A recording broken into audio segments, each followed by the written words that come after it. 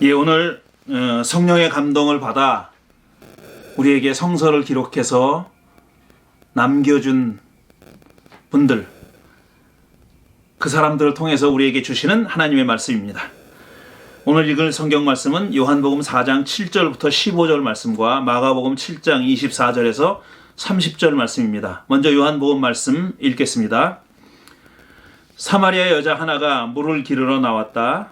예수께서 그 여자에게 물을 좀 달라고 말씀하셨다. 제자들은 먹을 것을 사러 동네에 들어가서 그 자리에 없었다. 사마리아 여자가 예수께 말하기를, 선생님은 유대 사람인데 어떻게 사마리아 여자인 나에게 물을 달라고 하십니까? 하였다. 유대 사람은 사마리아 사람과 상종하지 않기 때문이다. 예수께서 그 여자에게 대답하셨다. 그대가 하나님의 은사를 알고 또 그대에게 물을 달라는 사람이 누구인지 알았더라면 도리어 그대가 그에게 청하였을 것이며 그는 그대에게 생수를 주었을 것입니다. 여자가 말하였다. 선생님에게는 두레박도 없고 이 우물은 깊은데 어떻게 나에게 생수를 구해 주시겠습니까? 선생님이 우리 조상 야곱보다 더 위대한 분이라는 말입니까? 그는 우리에게 이 우물을 주었고 그와 그 자녀들과 그 가축까지 다 이 우물의 물을 마셨습니다. 예수께서 말씀하셨다. 이 물을 마시는 사람은 다시 목마를 것입니다. 그러나 내가 주는 물을 마시는 사람은 영원히 목마르지 않을 것입니다. 내가 주는 물은 그 사람 속에서 영생에 이르게 하는 샘물이 될 것입니다.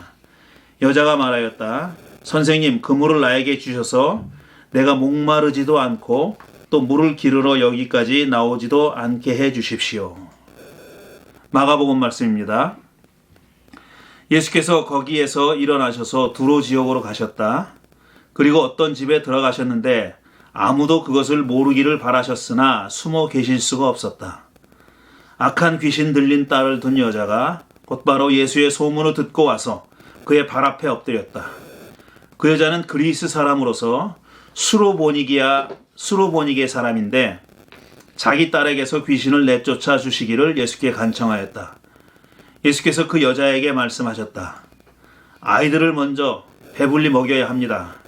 아이들이 먹을 빵을 집어서 개들에게 던져주는 것은 옳지 않습니다. 그러나 그 여자가 예수께 말하기를, 주님, 그러나 상 아래에 있는 개들도 아이들이 흘리는 부스러기는 얻어먹습니다 하였다. 그래서 예수께서 그 여자에게 말씀하셨다. 그대가 그렇게 말하니 돌아가시오. 귀신이 그대의 딸에게서 나아갔습니다. 그 여자가 집에 돌아가서 보니 아이는 침대에 누워있고 귀신은 이미 나가고 없었다. 자, 지난 주일에는 여호수아서에 나오는 라합과 아간에 대해서 얘기했습니다. 오늘 이 설교는 내부와 외부를 가르는 경계를 넘는 사람들이라는 주제의 시리즈 설교 6번째 시간입니다. 그리고 라합과 아간에 대한 얘기 2번째 시간입니다. 여호수아서는 이스라엘 백성들이 40년간의 광야 생활을 마치고 약속의 땅에 들어가서 그곳을 차지하는 얘기를 적은 책입니다. 이 책 전체를 보면은 이스라엘 종족이라는 내부자들과 가나안 종족이라고 하는 외부자들을 확고하게 구분하는 성격을 가진 그런 책입니다. 지난주에 좀 설명을 드렸듯이 본래 이스라엘 사람들, 그 원래 이름은 히브리라고 부르는 사람들이잖아요. 히브리 사람들은 어떤 그 인종적인 개념이 종족적인 개념이 아니라고 말씀드렸습니다. 그거보다는 오히려 사회 계층적인 개념이고 떠돌이들, 이 용병들, 도망 나온 종들, 뭐 이런 사람들을 지칭하는 게 하대하는 이름입니다. 히브리인들은 하대하는 이름이에요. 그래서 성경을 보면은 그 히브리인이라는 지칭을 누가 하냐면 다른 사람이 히브리 사람을 두고 히브리인이라고 얘기하지 자기 자신을 히브리인이라고 얘기하는 경우는 거의 없습니다. 다른 사람이 이게 자기를 낮추는 명칭이니까 다른 사람이 그를 가지고 낮춰서 얘기하는 거지 자기 스스로 낮은 그런 계층이라고 말하는 경우는 거의 없는 거죠. 히브리인은 그런 뜻입니다. 계속 그렇게 오다가 지금 여호수아서에 와가지고 이제는 뭔가 확실하게 구분할 필요가 있게 된 겁니다. 그래서 이스라엘 사람은 내부자고 그 다음에 가나안에 살던 사람들 7 종족들은 다 외부자로 확실하게 구분해서 나누는 그런 책이 바로 여호수아서입니다. 그런데 지난주에도 말씀드렸듯이 이 여호수아서두에 라합과 아간이라는 사람이 등장함으로써 여호수아서 전체가 지금 하려고 하는 일을 조금 밑에서부터 뭐라 그럴까, 이거 거기에 반대하는 목소리가 있는 거예요.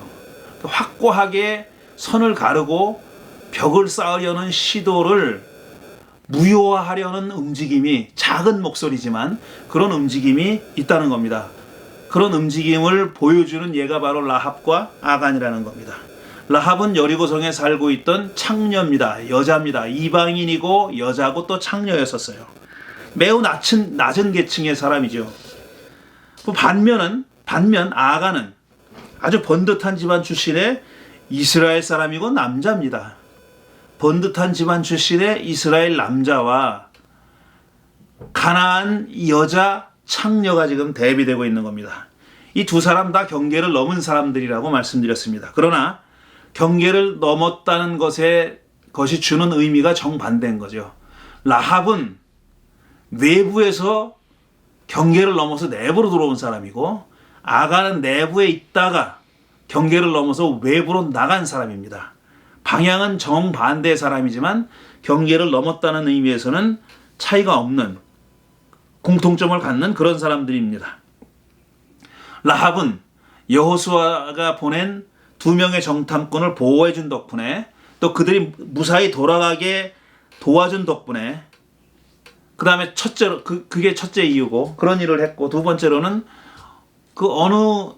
어떤 이스라엘 사람에 못지않은 그런 훌륭한 신앙 고백을 했다는 의미로, 그래서 약속을 받고 맹세를 받습니다.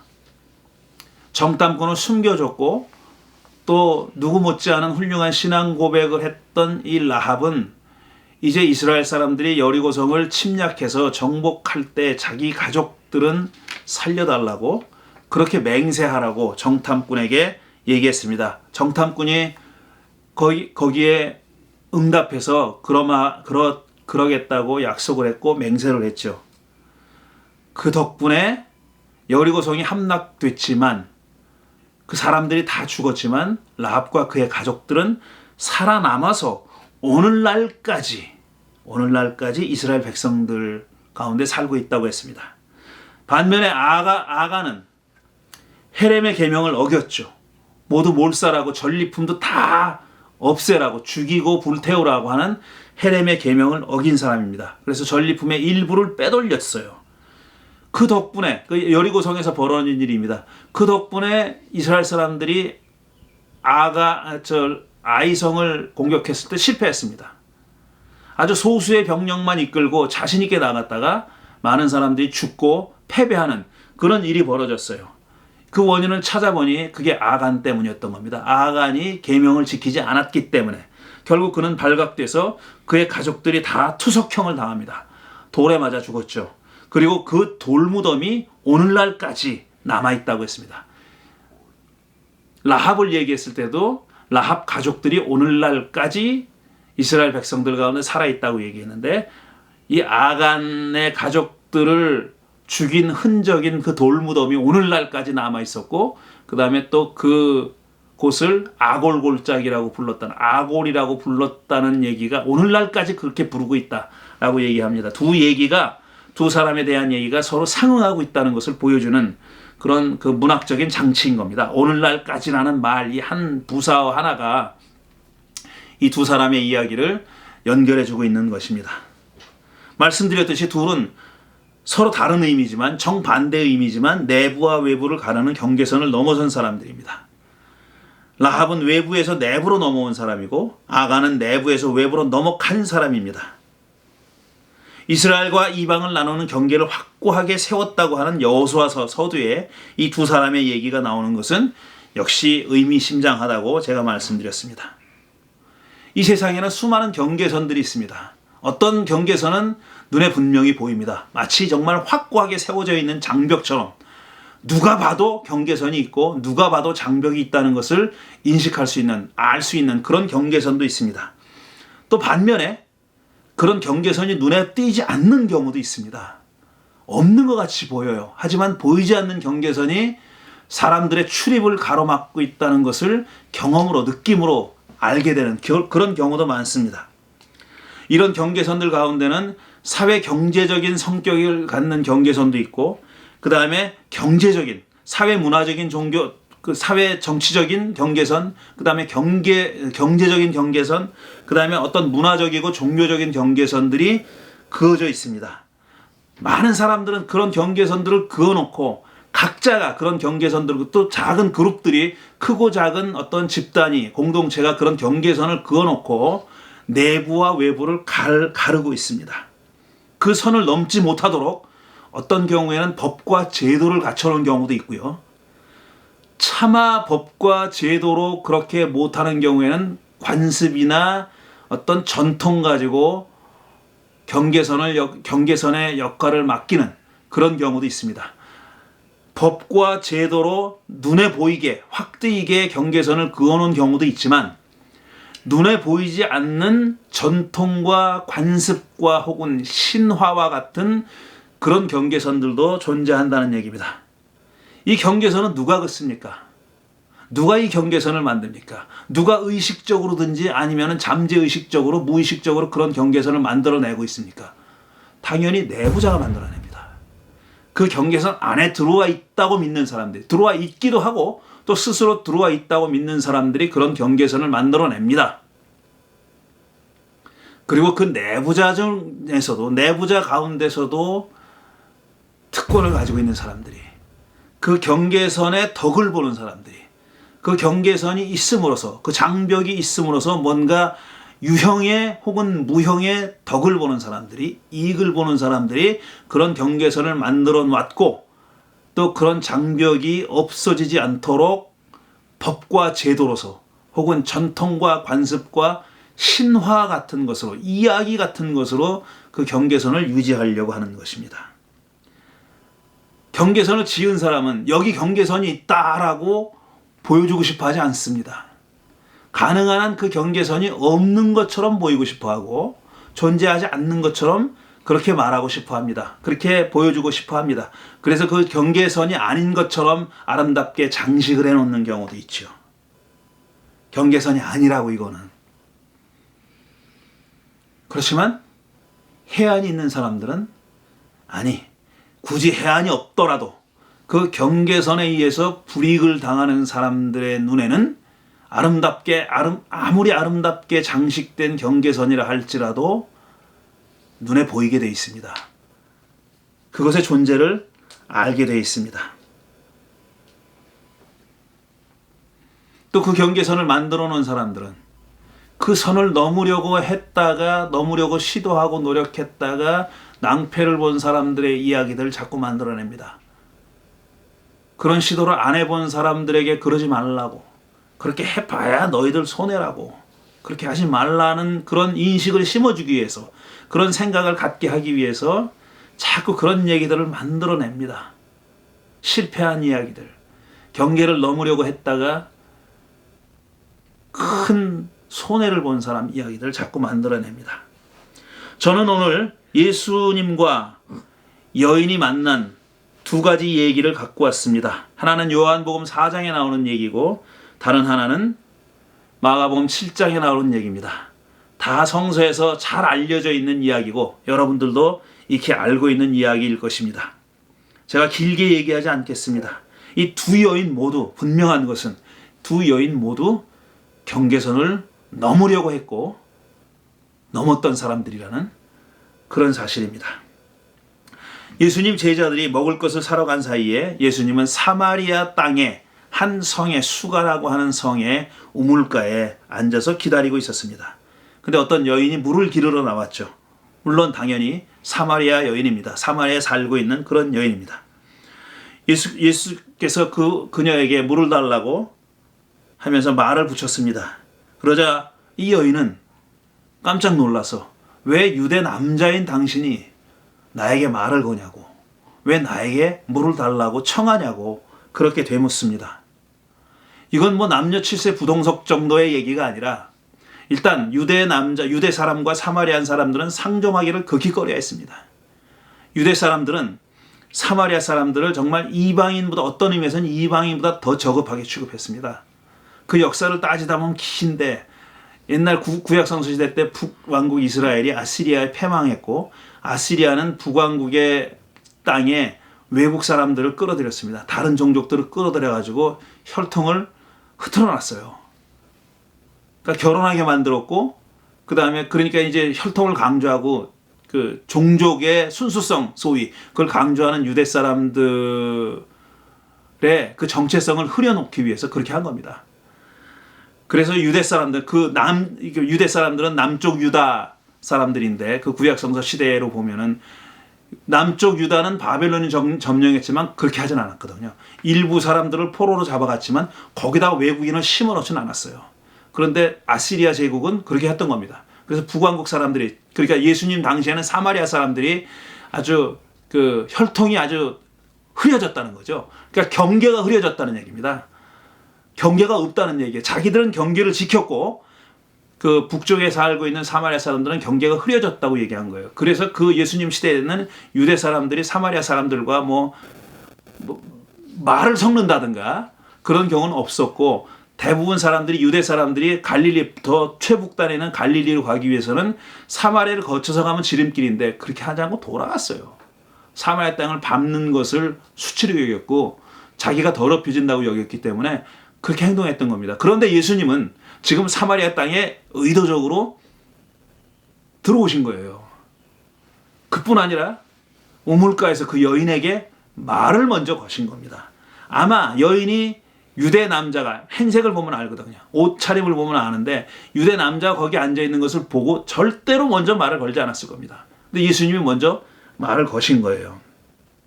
왜 유대 남자인 당신이 나에게 물을 달라고 청하느냐고 물었습니다. 그게 예수님이, 만일 내가 누군 줄 알았다면 그대가 나에게 물을 청하였을 것이요, 그럼 나는 당신에게 영원한 생수를 주었을 것이요, 이렇게 얘기해요. 그렇게 말을 풀어갑니다.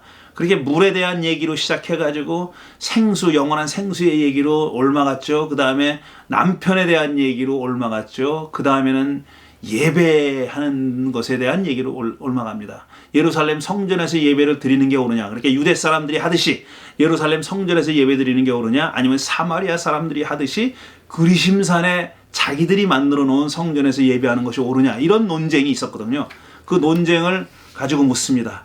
어느 쪽에서 예배하는 것이 옳습니까? 물으니까 이 사마리아 여자 생각에는 당연히 예루살렘 성전이라고 말할 걸로 기대했던 거예요. 그렇게 생각했던 거예요. 짐작했던 거예요. 왜냐하면 유대 사람이니까, 예수님이 유대인이니까, 유대 남자니까. 근데 예수님은 여기도 저기도 아니다 얘기합니다. 여기도 저기도 아니고 신령과 진정으로 주님을 예배할 때가 옵니다, 이렇게 얘기했어요. 장소가 중요하지 않다고. 그거 다 충격적인 얘기입니다. 이 사마리아 여자가 듣기는 너무너무 충격적인 얘기예요. 그러다가 얘기는 급기야 메시아에 관한 논쟁으로 옮아갑니다. 그렇게 얘기가 계속 발전하는 거예요. 얼마나 시간이 흘렀는지는 우리가 짐작할 수 없지만 상당한 시간이 흘렀을 거예요. 그러니까 잠시 얘기하고 끝난 것이 아니라 예수님하고 이 사마리아 여인과의 대화는 상당 시간 동안 진행됐을 것이다 라는 겁니다. 중간에 이제 제자들이 먹을 걸 사갖고 와서 좀 분위기가 깨지긴 했죠. 이 여자는 자기 성으로, 자기 마을로 돌아가가지고 자기가 메시아를 만났다고 얘기합니다. 그래서 마을 사람들이 다 예수님에게 오는 얘기로 이어지죠. 이 얘기입니다. 이게 바로 사마리아 수가성의 사마리아 여인과 예수님이 만난 얘기입니다. 이 사마리아 여인은 경계선을 넘어갔어요. 처음에 예수님이 말을 걸음으로써 이 여인으로 하여금 경계선을 넘을 생각을 하게 만드는 겁니다. 예수님이 처음에 시작하셨어요. 물을 달라고 여인에게 말을 걸음으로써 그렇게 안에서부터 문을 두들긴 거예요. 안에서부터 문을 두들긴 거예요. 이리 오라고, 이리 오라고, 건너오라고 두들긴 거죠. 보통의 경우에는 그리 다가가지 않습니다. 왜냐하면 오랫동안 지켜져 왔던 경계선이고 장벽이기 때문에 그렇게 안에 있는 사람들이 오라고 한다고 해도 그게 선뜻 넘어지지가 않는 거예요. 그건 두려움도 있을 테고 증오도 있을 겁니다. 니들이 뭐라고 자기들이 우월하다고 주장하니까. 자기들은 진짜 아브라함의 후손이라고 주장하고 니들은 아니라고 주장하잖아요. 그러니까 거기에 대한 증거도 있을 테고, 사마리아 사람들은요, 사마리아 사람 오경이 따로 있어요. 유대 사람의 오경, 지금 우리가 가지고 있는 모세 오경은 창세기, 출애굽기, 레위기, 민수기, 신명기 5권의 책은 유대 사람의 오경입니다. 사마리아 사람의 오경은 따로 있어요. 내용이 다른 부분이 많이 나와요. 이게 자기들의 성경 따로 가지고 있는 사람이에요. 그 왜 그러냐면 유대 사람들이 자기를 인정 안 해주니까 자기들이 만든 겁니다. 사마리아 사람들이. 그러니까 부러움, 한편으로는 부러움. 그 사람들이 특권을 누리고 있으니까 부럽기도 하고, 그 다음에 밉기도 했겠죠. 이 두 가지 양가의 감정 때문에 사실 이렇게 오라고 해도 선뜻 가지지가 않죠. 여인은 갔습니다. 그 여인은 그 안에 속하기 위해서 간 게 아니라 그 경계를 없애기 위해서 간 겁니다. 예수님이 당신 하나의 개인을, 사마리아 여인 한 사람을 그 안으로 끌어들이기 위해서 오라고 하신 게 아니에요. 당신이 이걸 깨지 않으면 못 깬다 이거예요.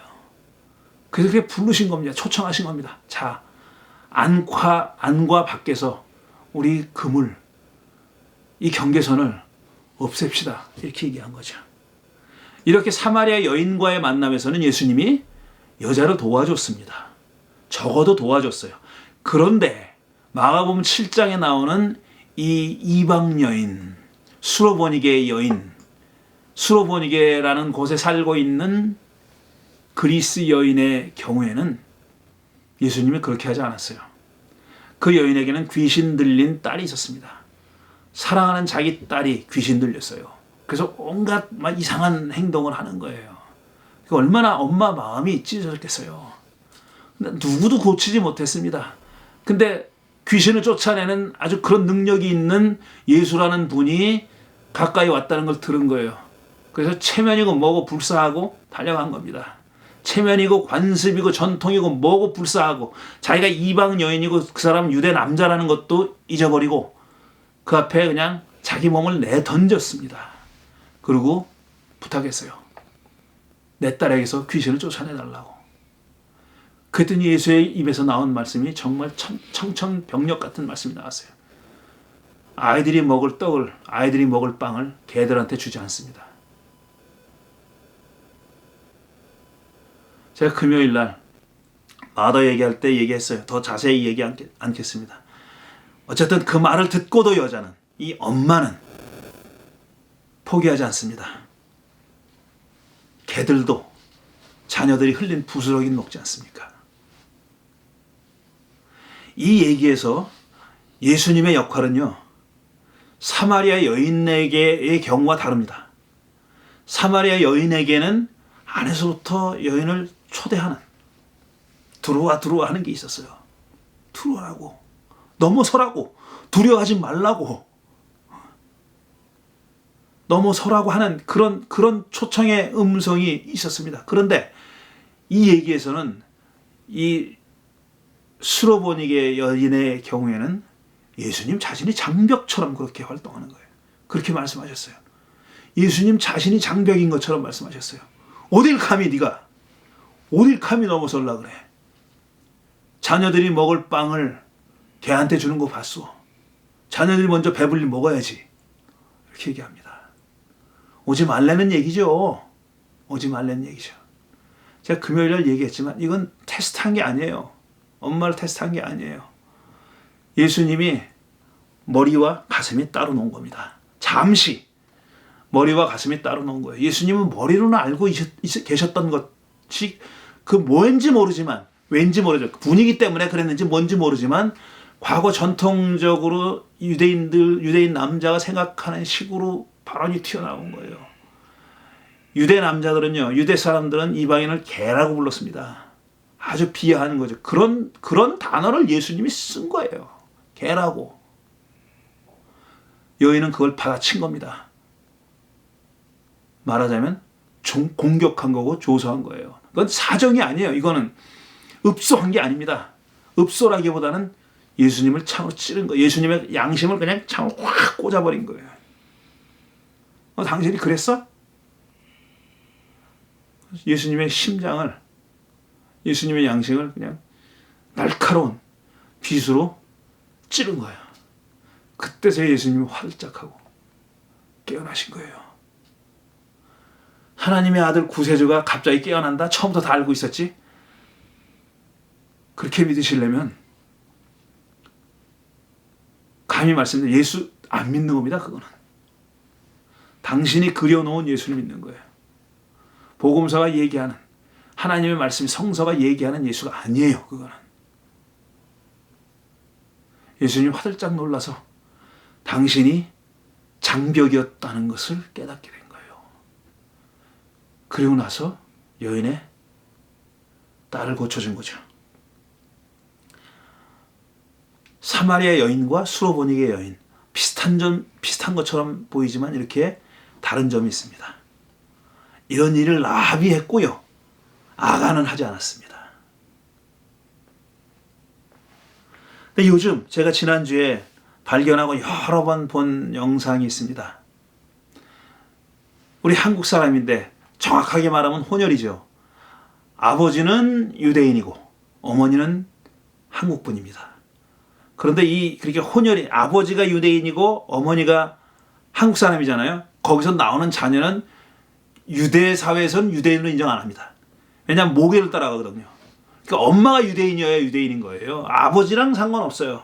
그런데 이 딸이 점점 자라면서 자기가 유대인이 되기로, 그러니까 이 여자도 말하자면 지금 현대 21세기가 그어놓은 유대 사회의 장벽을 자기 온몸으로 뚫고 넘어간 사람이에요. 엔젤라라는 사람인데, 엔젤라 벅달이라는 여자입니다. 유대교 랍비입니다. 뉴욕에 있는 아주 커다란 회당을 인도하고 거기서 랍비로, 그러니까 성직자로 일하면서 또 칸토로이라는 사람이에요. 그러니까 찬양을 할 때 자기 선창하는 사람이에요. 그런 이런 일을 하는 그 엔젤라 벅달이라는 사람인데, 이 사람 얘기를 제가 보고 관련 영상들을 찾아보고, 이야, 이거야말로 현대판 경계를 넘어가는 사람 얘기로구나 하는 걸 알고 여러분들과 나누기 위해서 한 10분 정도 되는 그런 영상을 여러 대 보여드리려고 합니다. 혹시 저도 그런 생각이 없지 않아 있고, 제가 여러분들도 그런 생각을 가지고 계실 분들이 계실지 몰라요. 저는 유대인에 대한 인상이 썩 좋지는 않습니다. 제가 겪어보기도 했고, 그 다음에 간접적으로 아는 썩 좋지는 않아요. 하지만 이 여인은 그러니까 유대 사회 안으로 들어간 거예요.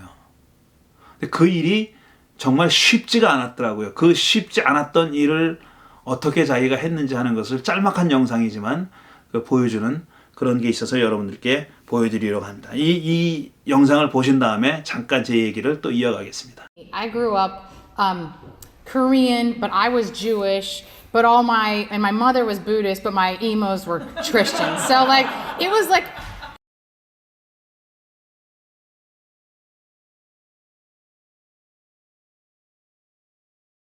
I'd now like to invite Rabbi Angela Bookdahl from Manhattan to lead us in blessings and candle lighting.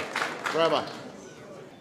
Thank you, Mr. President. I'm tremendously honored to be here with you and with Mrs. Obama.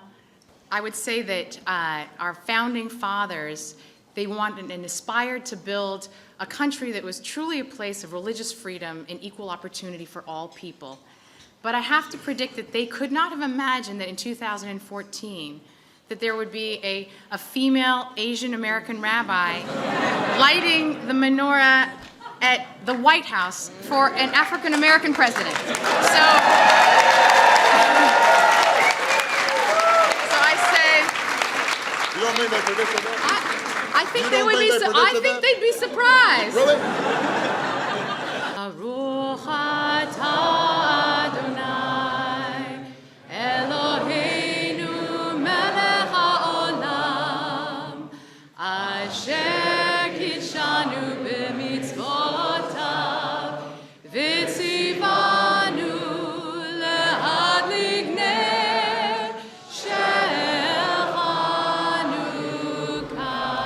My mom would be very proud that I'm here.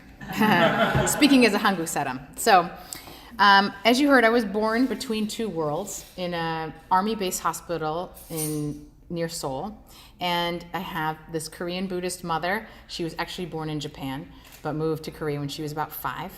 And my Jewish father. And my mom was an English major at Ewha University.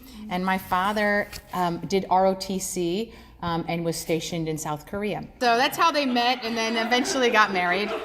I had my first 4.5 years. I lived in Korea speaking only Korean. I lived with my halmoni and my parents and a lot of cousins. That is not very easy to be a half-breed in Korea, in the Hermit Kingdom. And not only that, there's a lot of prejudice in particular for like American Korean mixed children.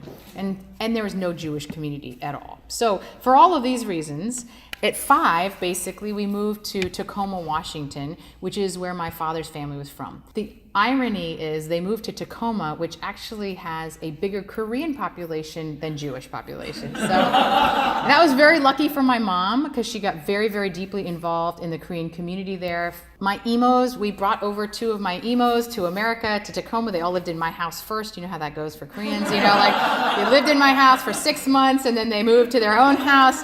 Like my emos, when they came, everyone was raised Buddhist, but they all got deeply involved in the Korean church community as a social outlet, and then each of them converted to Christianity. One of them, my aunt, became truly like born again, and she became a Korean minister. And so she's still very active as a Korean minister and had a small Korean church. So you can imagine what it was like for me. I grew up Korean, but I was Jewish, but my mother was Buddhist, but my emos were Christian. So like, it was like I was a religious studies major because it was a form of therapy for me. So I was like, I had to learn like what was going on. Now you can take my mother out of Korea, but you can't take the Korean out of my mother. She was a tiger mom before that term was coined. She made me take piano lessons at the age of 5. She had a very strong, kind of almost impossible work ethic. She taught me to live with a lot of respect and deference for elders. Very important. She drilled that into us that this was the key to everything, was education.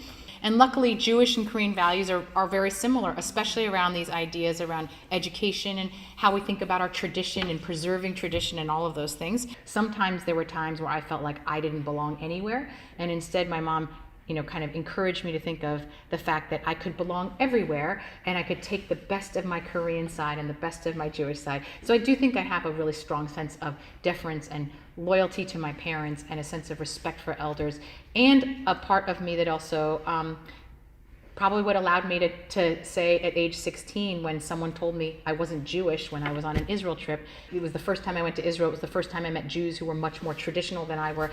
And they said, if you don't have a Jewish mother, that's how Jewish law traces your identity. So they said, you're not actually a Jew. I mean, I don't have a Jewish name, Angela. I don't have a Jewish face. I said, I could just stop being Jewish right now, and no one would even notice. I think that the part of me that was Jewish, instead of sort of ascribing to that, was like, I'll show you how Jewish I am. I'm going to become a rabbi. And I came home from that trip and I told my mom that I wanted to be a rabbi. And she knew how much pain I had been through in my Israel trip, how I felt rejected by fellow Jews on my trip, how I felt inauthentic as a Jew. And by the way, that identity crisis lasted for quite a while. I remember telling my mom I wanted to be a rabbi, and she's not the kind of person who cries, but she teared up and she just said, why do you want to put yourself through that? Why do you want to put yourself into a community that has rejected you like this? And it wasn't until she sort of challenged me that I realized that being Jewish was as much who I was, and I could no sooner stop doing that than stop being a woman or stop being Korean or stop being who I was. So I'm just going to fast forward and say that there's a long line between age 16 when I wanted to be a rabbi to New York where I came to Central Synagogue. But I will say that in 2014, I took my place leading this congregation, which is now 2,600 families, which is 7,000 people big. It's the largest synagogue in New York and one of the 3 largest synagogues in the world. And I'm the only woman leading any synagogue that's this big, and I'm a Korean. It's kind of crazy.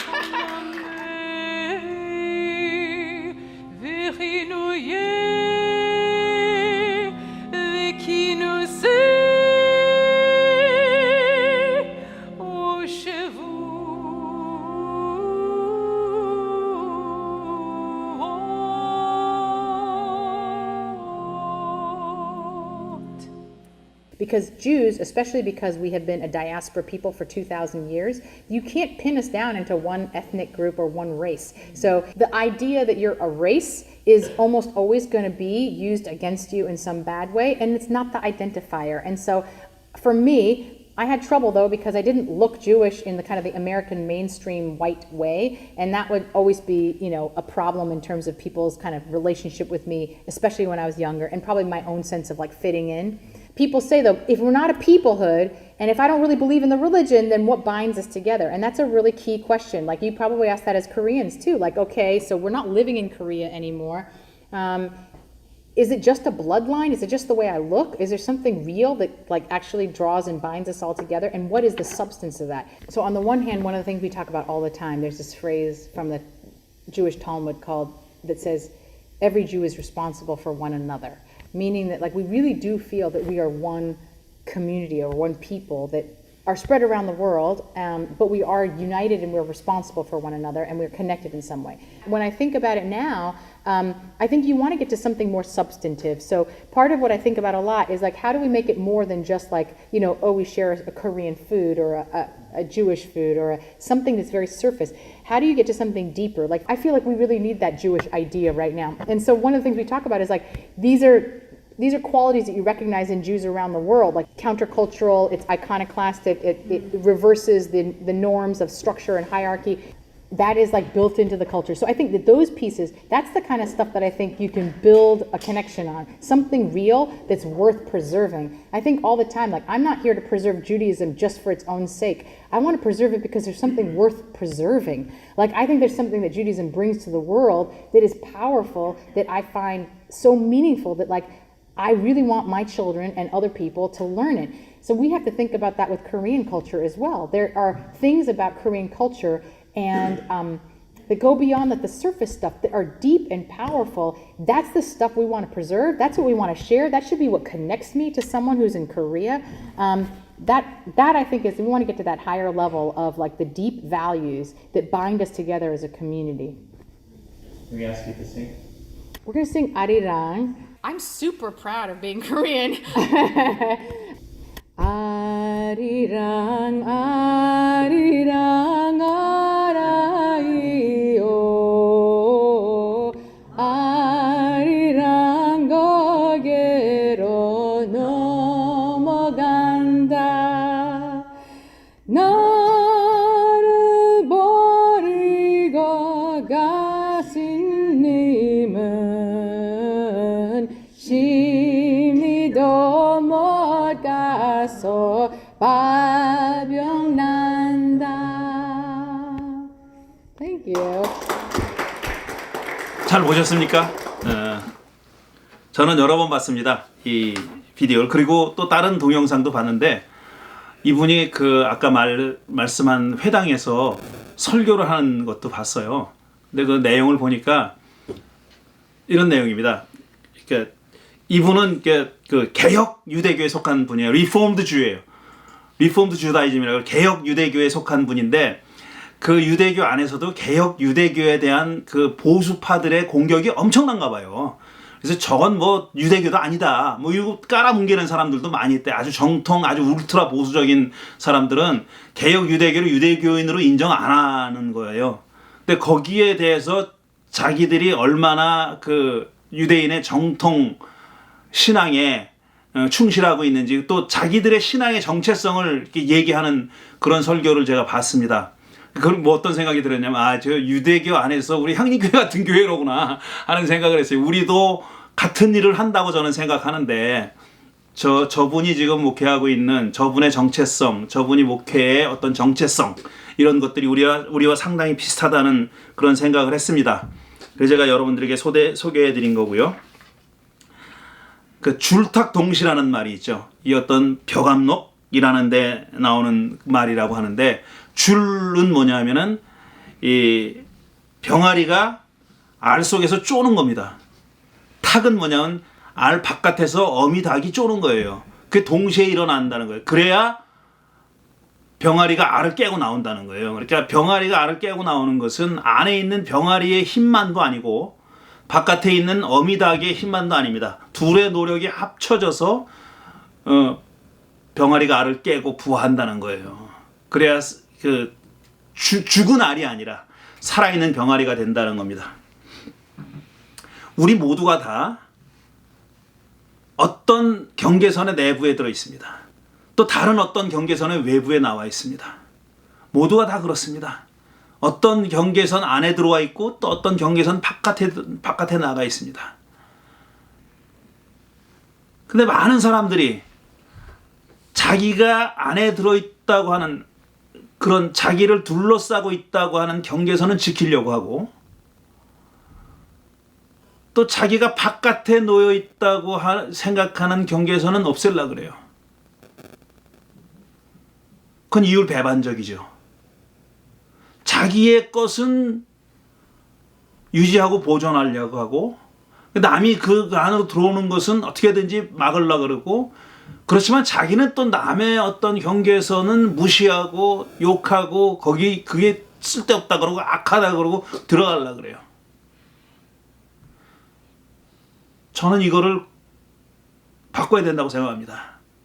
우리 그리스도인들은 그래서는 안 된다고 생각합니다. 그래서 많은 경우에 우리가 이민자로 와서 살았잖아요. 우리가 이민자로 살기 때문에 우리는 어떤 공동체 바깥에 놓여 있다고 착각을 하고 있습니다. 근데 우리 한인들은 다른 어떤 인종들에 비해서 이민의 삶이 순탄한 편이었잖아요. 우리 다 인정하지 않습니까? 그건 이민 온 사람들부터 어떤 사람이 왔느냐에서부터 그 다음에 정착하는데 들었던 노력이나 이런 것들을 생각하면요, 우리는 이민의 삶이 정착되는데 다른 인종보다는 더 유리한 위치에 있는 사람들이고 또 이미 어떤 사람들은 이 사회 안에 들어와 있는 사람들도 많이 있습니다. 근데 자꾸 필요할 때는 자기가 그렇다는 사실을 부정해요. 자기가 필요할 때는 꼭 자기 바깥에 있는 것처럼 얘기하고 그렇게 얘기하고 또 반대의 경우는 또 아니고.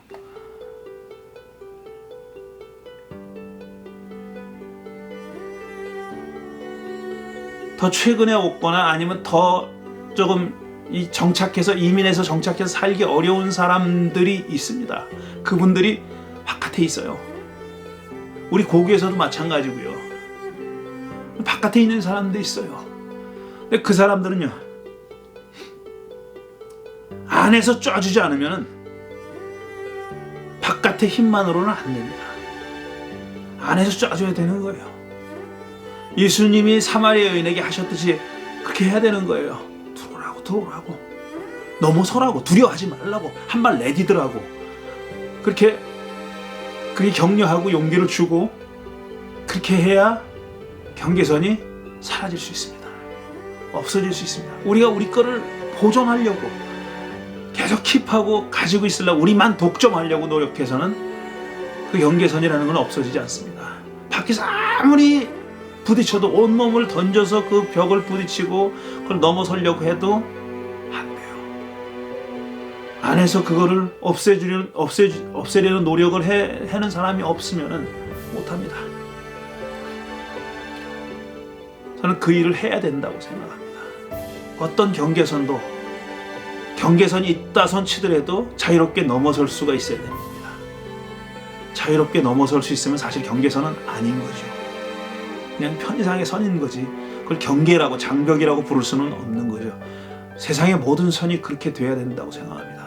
의지를 가지고 있는 사람이라면 누구든지 그 선을 넘어설 수 있는 그런 것이 돼야 된다고, 그런 세상이 돼야 된다고 생각하고, 그런 세상은 소위 안에 있다고 생각하는 사람들의 쪼음이 없으면, 그 안에서 쪼는 일이 없으면 일어나지 않는다 하는 것입니다. 그리고 엔젤라라는 여자는 그 일을 한 사람이다. 제가 말은 저렇게 쉽게 하지만 이게 얼마나 열 몇 살 때부터 얼마나 긴 세월 동안 힘들었겠습니까? 그렇게 해서 경계선을 넘어선 사람들을 저는 정말 축하하고 축복하고 싶은 그런 생각입니다. 또 그리고 우리 모두도 다 그렇게 축하받고 축복받는 그런 삶을 살았으면 좋겠습니다. 오늘 드린 말씀을 생각하면서 잠시 묵상하는 시간을 갖겠습니다.